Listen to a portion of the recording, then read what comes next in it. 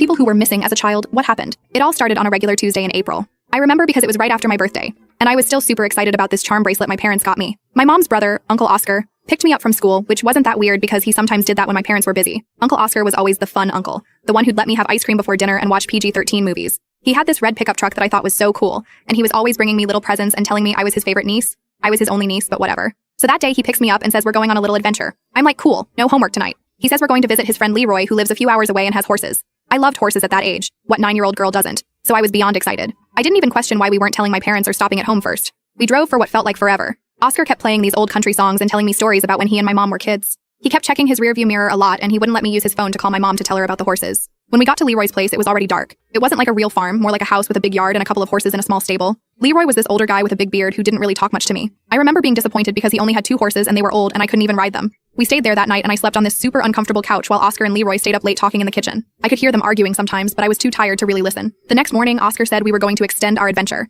and we drove even further away to this cabin in the woods. The cabin belonged to Oscar's girlfriend Della, who I'd never met before. She seemed really surprised to see me there. And I remember her pulling Oscar into the bedroom, and I could hear them fighting. She kept saying stuff like, "You can't do this," and "They're going to be looking everywhere." But Oscar kept saying he had no choice. I was bored out of my mind at the cabin. No TV, no other kids, nothing to do except play these ancient board games with missing pieces. Della was actually pretty nice to me though. She braided my hair and taught me how to make these friendship bracelets with embroidery thread. On the 3rd day, Oscar was acting super weird. He kept pacing around and looking out the windows. Della was crying in the bathroom. I started getting scared because the adventure wasn't fun anymore and I really missed my mom and dad. I asked Oscar when we were going home and he just said soon, but wouldn't look at me. That afternoon, these police cars suddenly came driving up to the cabin, like 4 of them with lights flashing. I thought it was the coolest thing ever because I was obsessed with cop shows back then. But then Oscar freaked out. He grabbed me and took me to this tiny closet and told me to hide and not make any noise no matter what. I sat in that closet for what felt like hours, but was probably only like 20 minutes. I could hear people shouting and Della crying louder, and then this woman officer opened the closet door and found me. She looked so relieved and kept saying, "We found her," into her radio. The next part was confusing because suddenly there were all these people and they were putting Oscar in handcuffs and Della was talking to another officer. Then they drove me to this police station where my parents were waiting and OMG, my mom just collapsed when she saw me and my dad couldn't stop crying, which was weird because I'd never seen him cry before.